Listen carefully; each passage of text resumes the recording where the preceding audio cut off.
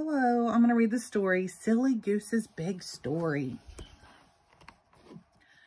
Goose made up great stories. His friends would always beg him, "Tell us a story, Goose." One day, Goose said, "Once upon a time, there were fierce pirates. Soon they were sailing the 7 seas together, looking for treasures. And Goose was the captain, the fiercest of all." Another day, Goose said, "Once upon a time, there were scary dinosaurs. Soon they were roaming the earth together, hunting and growling. And naturally, Goose was the T-Rex, the scariest of all." Then another day, Goose said, "Once upon a time, there was a mighty king. Soon they were marching through towns and hills together, conquering the world. And who got to play the king, the mightiest of all? Why, Goose, of course."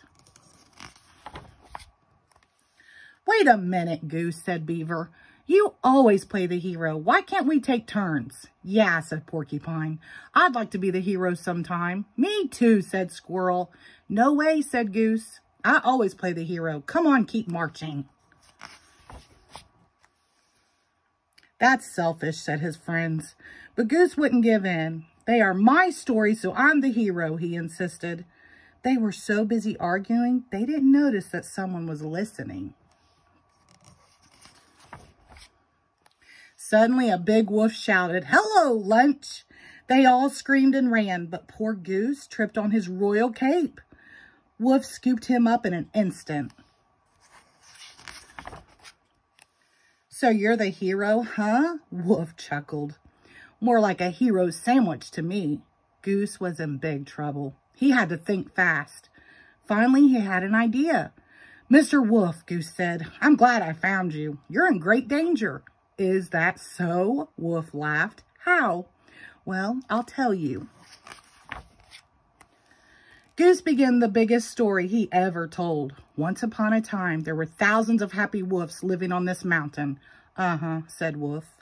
"Then one day, what's his name?"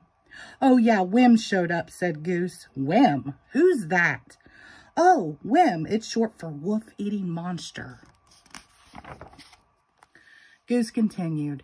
"He used to wander around saying, 'Yum, yum, I smell a wolf.' And when he found one, he popped it into his mouth like a peanut."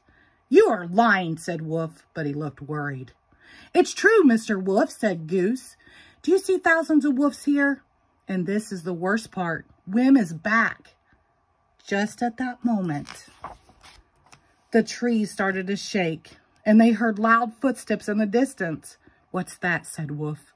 Soon spikes of hair appeared above the treetops.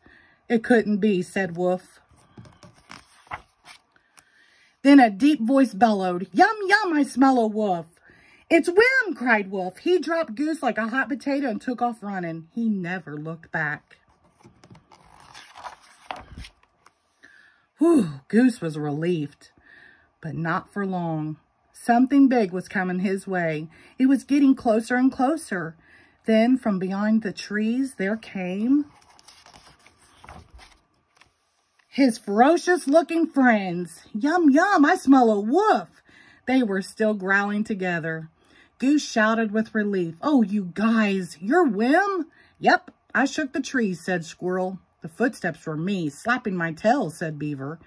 "I was Wim's hair," said Porcupine. "Hey, you know what?" Beaver shouted suddenly. "We finally got to play the heroes." "Play the heroes?" cried Goose. "You are the heroes. You saved me." "Tell us another story, Goose," the friends begged as they walked home. "Okay, I've got a good one," said Goose. "Once upon a time, there was a silly goose who had the 3 greatest friends in the world."